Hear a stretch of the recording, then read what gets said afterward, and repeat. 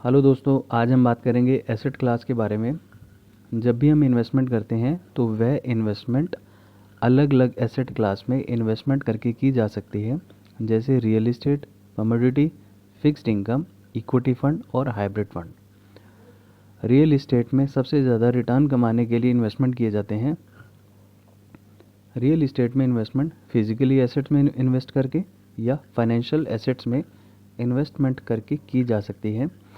Physically form में investment residential property या commercial property में इन्वेस्ट करके की जाते हैं, और फाइनेंशियल एसेट्स में real estate mutual fund, real investment trust और इंफ्रास्ट्रक्चर इन्वेस्टमेंट ट्रस्ट में इन्वेस्ट करके की जा सकती हैं।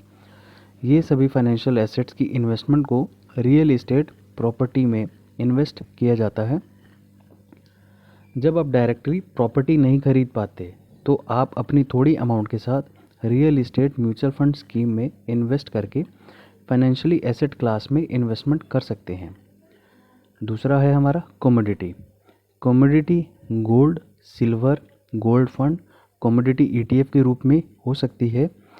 यह इन्वेस्टमेंट कमोडिटी एग्रीकल्चर प्रोडक्ट्स में भी होती है, जो कि मल्टी कमोडिटी एक्सचेंज में ट्रेड किए जाते हैं।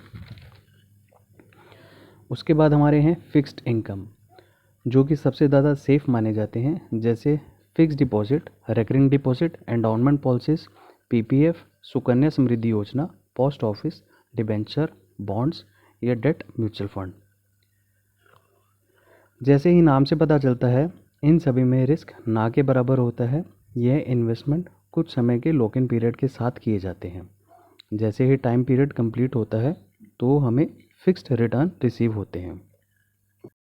इसके बाद है इक्विटी क्लास, जो कि इन्वेस्टमेंट जर्नली कंपनीज़ के शेयर्स में इन्वेस्टमेंट किए जाते हैं, जैसे blue chip companies, mid size companies, small size companies, unlisted companies, foreign stocks, equity mutual fund, ETF exchange traded fund और index funds. Blue chip company सबसे ज़्यादा स्टेबल माने जाते हैं।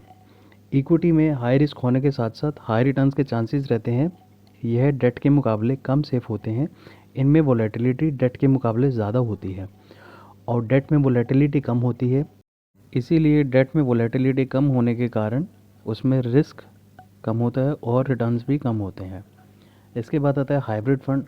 यह फंड इक्विटी और डेट में बैलेंस का काम करता है।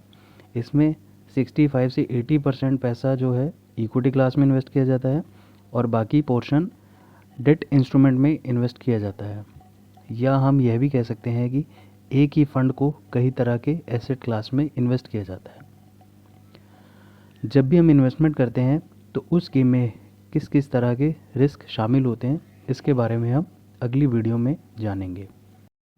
प्लीज़ वीडियो को लाइक करें, शेयर करें और चैनल को सब्सक्राइब करें, ताकि मेरे आने वाली वीडियो का नोटिफिकेशन आपको मिल सके। Thank you.